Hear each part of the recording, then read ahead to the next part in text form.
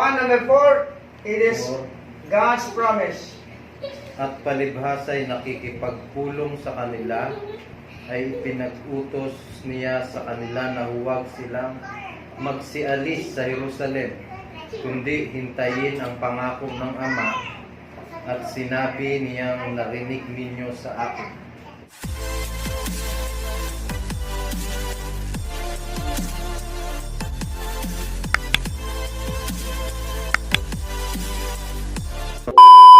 Holy Spirit na yan, prophecy yan sa Old Testament. Not even happened in the Old Testament. It occurred in the New Testament. Joel chapter 2 verse 28, I will pour out my spirit afterward. That is the exact quotation. Ang sabi, pour out. Prophecy. My spirit.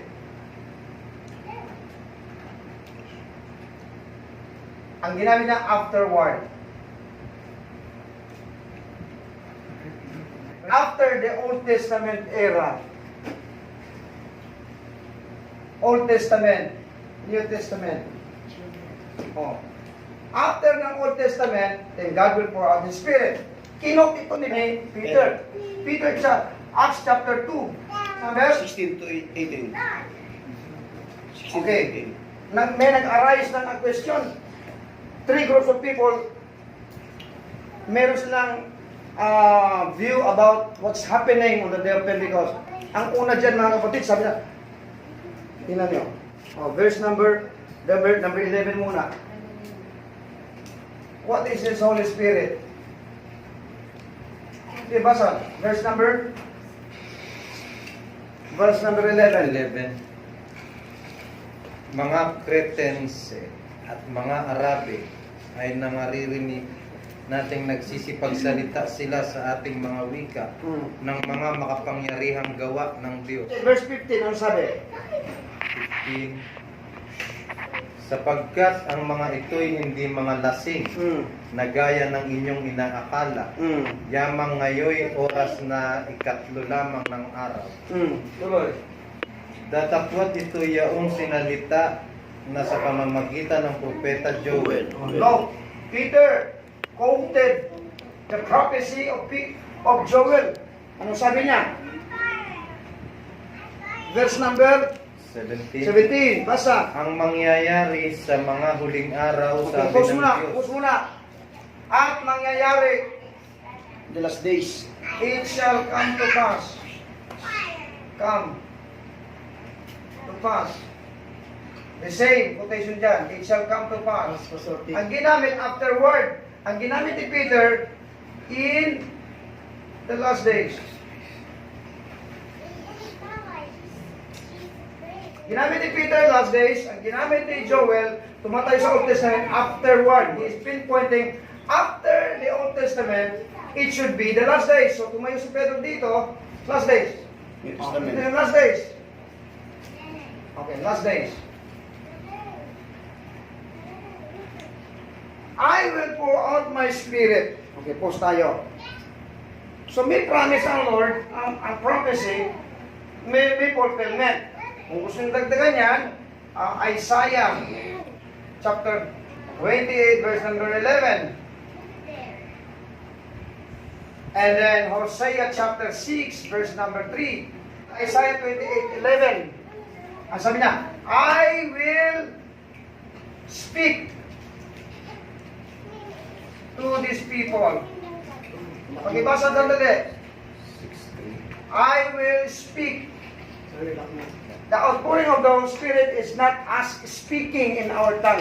It is God speaking through us. I-vindicate natin sa scripture yan. Acts chapter 2 verse number 4. 1. Acts chapter 2 verse number Acts chapter 10 verse number 47. Okay. And then number 3. Okay. Basa muna natin. Babasahin pa ba niya? Huwag na. Basta sinasabi ng Lord, I will speak to these people in terms of stammering lips and speaking tongue. Sa Hosea, I will come in, sabi ng Lord, I will come as the former rain and latter rain. Speaking to two different things. Former rain, referring to the book of Acts chapter 2. Latter rain, based on Pentecostal history, January 1, 1901. Based on history. Latter rain. Okay. Ang punto dito mga kapatid, ito pa yung Holy Spirit na ito ay hanggang ngayon ay nangyayari. O, basahin natin mga kapatid. Number 1, Acts chapter 1, verse number 4 and verse number 5. For last days, Acts chapter 1, verse number 4, verse number... Ano yung Acts chapter 1, verse number 4? 1 number 4, it is God's promise. At palibhasa'y nakikipagpulong sa kanila, ay ipinag-utos niya sa kanila na huwag silang magsialis sa Jerusalem, kundi hintayin ang pangako ng Ama, at sinabi niyang narinig ninyo sa akin. God's promise. Holy Spirit is not our promise. It's not denominational promise. It is God's promise. Number 5. Sapagkat tunay na si Juan ay nagbautismo ng tubig, datapwat kayo'y babautismuhan sa Espiritu Santo na di malalaunan pa. Holy Spirit. Number 3.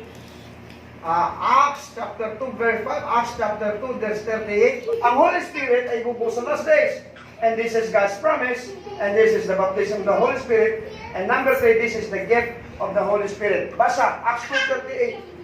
At sinabi sa kanila ni Pedro, mangagsisi kayo at mangagbautismo ang bawat isa sa inyo sa pangalan ni Jesucristo sa ikapagpapatawad ng inyong mga kasalanan. Next, ano sabi?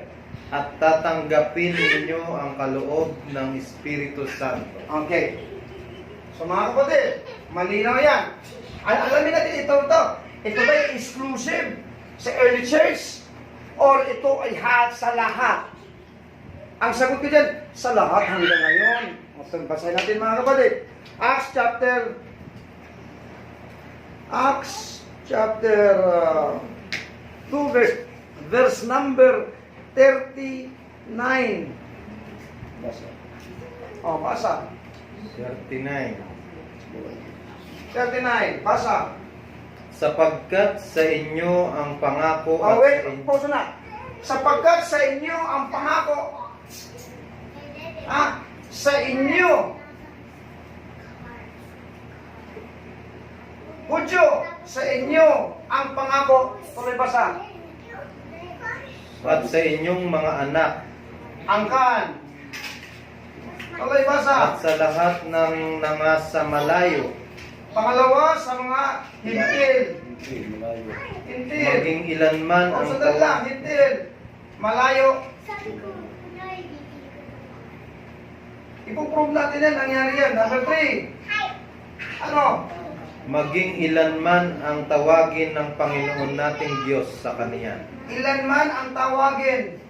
Hanggat tumatawag ang Panginoon, ang Holy Spirit ay para sa atin. Puri ng Panginoon.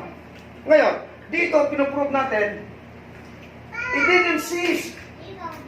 It goes further for the Jewish nation. Acts chapter 2, 1 to 4. Ayan yan, mga Hudyo. Okay.